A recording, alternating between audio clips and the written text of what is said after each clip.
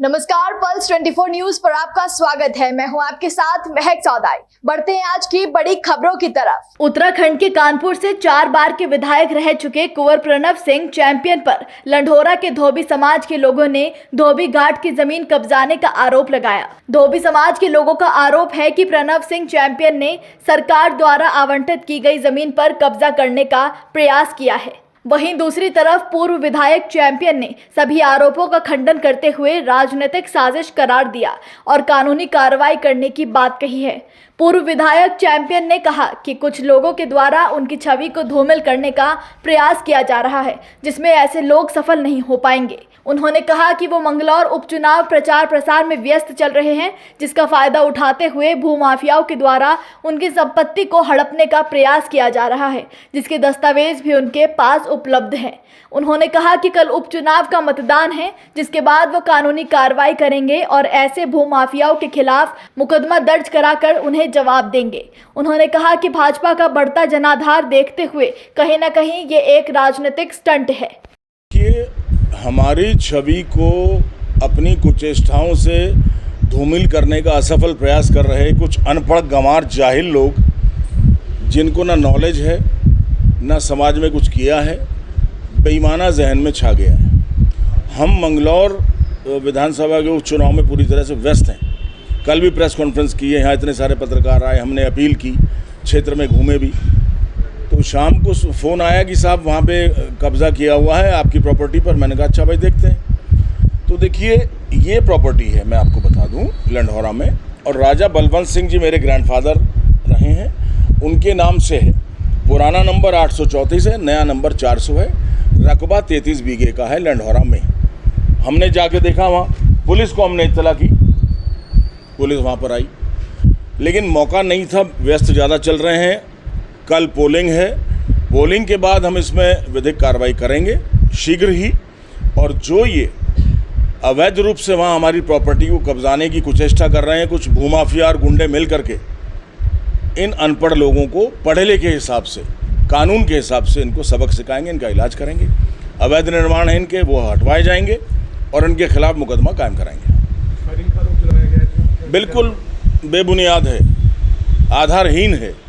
मतलब क्या साहब, हम अपने चुनाव में व्यस्त हैं, हम कहाँ ऐसे कारनामे, हमारा कोई आदमी ऐसा नहीं, सब हमारे समाज सेवी हैं, प्रधान हैं, चेयरमैन हैं, पूर्व प्रधान हैं, बेचारे लगे हैं, युवा वर्ग है।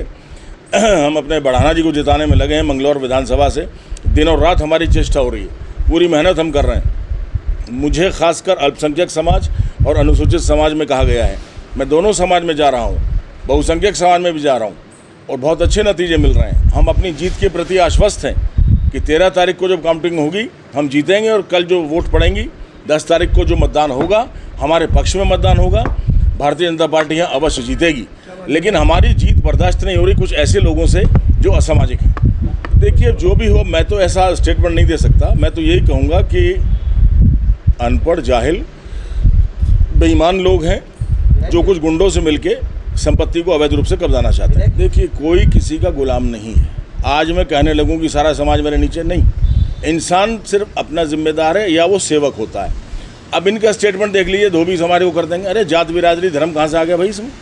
तुम गुंडे हो, तुम प्रॉपर्टी कब्जा रहे हो, तुम एक वरिष्ठ जनप्रतिनिधि की इमेज को ख़राब करना चाह रहे हो, तुम कहाँ से हो गए? तुम्हें कौन पूछेगा? धोबी समाज गुलाम थोड़ी, और वो जानते हैं कि कौन गलत है कौन सही। ये तो सिर्फ एक गीदड़ भभकी है। धोबी समाज पूरा हमारे साथ है, हर एक समाज हमारे साथ है, और इसी बात से ये लोग घबरा गए, रुष्ट हैं और गलत सलत अनर्गल बयानबाजी कर रहे हैं। राजनीति ये सब साजिशें तो चलती रहती हैं, लेकिन हम इससे बिल्कुल भी इफेक्टेड नहीं हैं, कोई फ़र्क नहीं पड़ रहा है। हम उसी तरह कंपोजर में अपने गंभीरता से अपने सम्मानित मतदाताओं को आग्रह करने में लगे हैं। ऐसा है जी कि मतलब जो ज़मीन का मामला है, धोबी घाट की ज़मीन का मामला है। जो धोबी घाट का पक्का निर्माण हुआ है, आप ये देख सकते हैं पीछे, मतलब सारा धोबी घाट का पक्का निर्माण हुआ है। और क्या नाम, उधर धोबी समाज के नाम के पट्टे हैं, जो मतलब मकान बने हुए धोबी समाज के। तो 2004 में जिस टाइम पर नगर पंचायत ने उस पर मतलब वो बनाना चाहे थे, अपना ट्वेल लगाना चाहता, तो धोबी समाज के लोगों ने 2007 में धरना प्रदर्शन किया था, जिसमें मेरे और धोबी समाज के खिलाफ रोड जाम का मुकदमा हुआ था।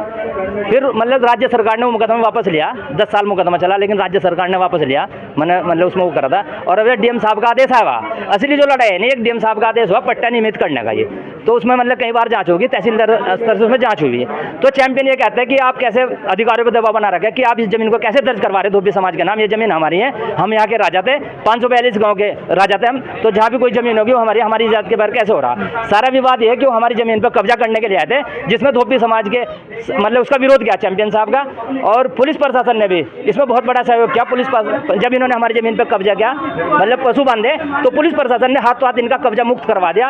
और मैं आपसे बताता हूँ कि रात के 1 बजे चैंपियन साहब और अपने साथियों के साथ फिर यहाँ पे आए, और इन्होंने कम से कम कई बार राउंड फायरिंग करी। आप किसे पता कर सकते हैं, वो भी बता रहा अपने उसमें कि रात उन्होंने फायरिंग करी।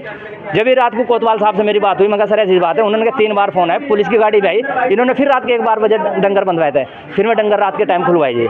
तो मैं तो सरकार से धामी जी से अपील करता हूँ कि आपने ये कैसा आदमी पाल रखा है, उधर उपचुनाव चल रहे हैं मंगलौर के अंदर, धोबी समाज ये बताओ भाजपा को कैसे वोट सपोर्ट कर देगा।